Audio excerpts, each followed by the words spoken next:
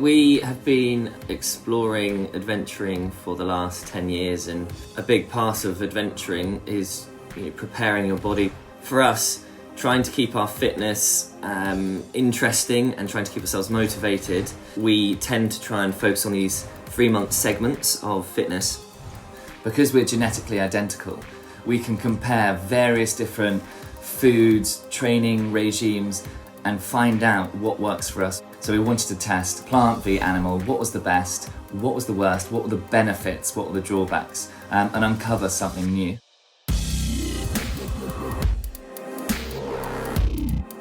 We dubbed ourselves as the adventure guinea pigs because over the years we've taken part in research at the Department of Twin Research at King's College London. We wanted to use the model of identical twins, who are genetic clones, in order to test the effects of diet and exercise on the way they respond to foods.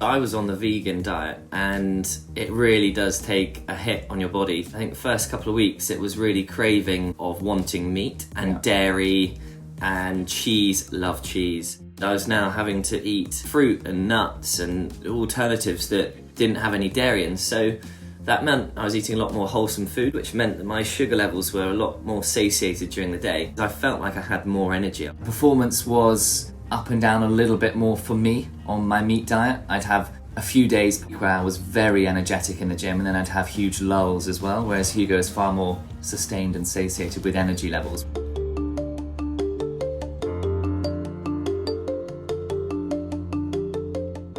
I think the interesting thing is how they differ in their responses to sugars and fats, despite being identical twins. Ross was actually above average for the way he processed fats and sugars, whereas Hugo was below average.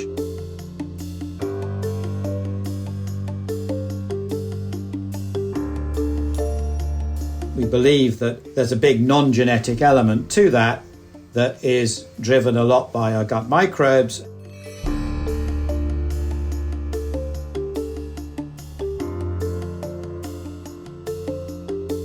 If you treat them right, they will produce thousands of different chemicals that will keep your body in the best shape.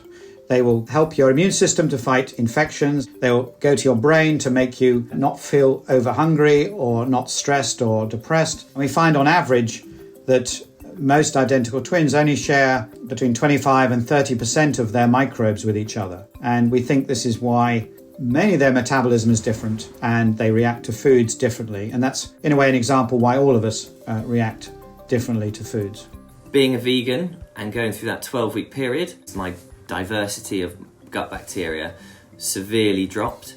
Whereas mine stayed the same, which meant that I was less susceptible to illness. It could be that diversity he was getting from dairy products and those other fats in meats led to a slight reduction in the diversity. They're already in the top 5% of their gut microbiome health, so it's hard for them to push it further than that.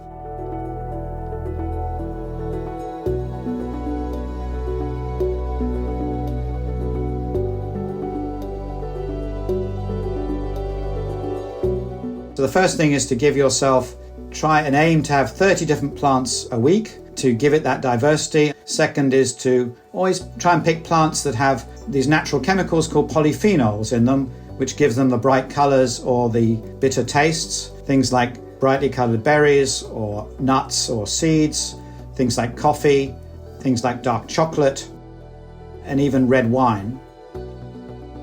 Thirdly, probiotic. Having foods that contain live microbes themselves, like traditional yogurt, kefir, kombucha.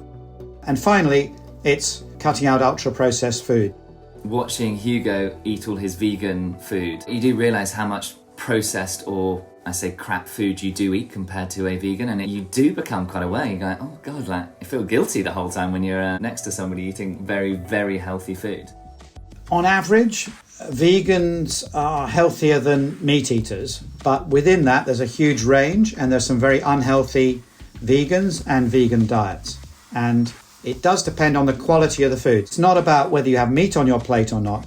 And many vegans often find themselves eating ultra-processed food because of reformulating standard foods, particularly dairy substitutes and meat substitutes, that are probably as unhealthy as eating processed meats.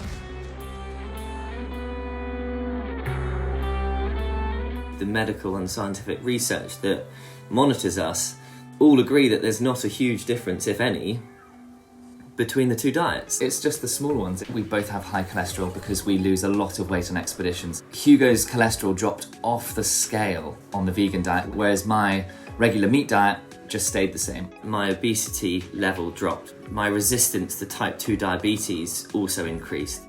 They're looking for small incremental effects that athletes tend to look at. It's very much understanding how your body's working so you can tailor your nutrition optimally. And athletes do it to improve performance. Normal humans would do it just to feel less tired, feel less hungry, put on less weight over a year.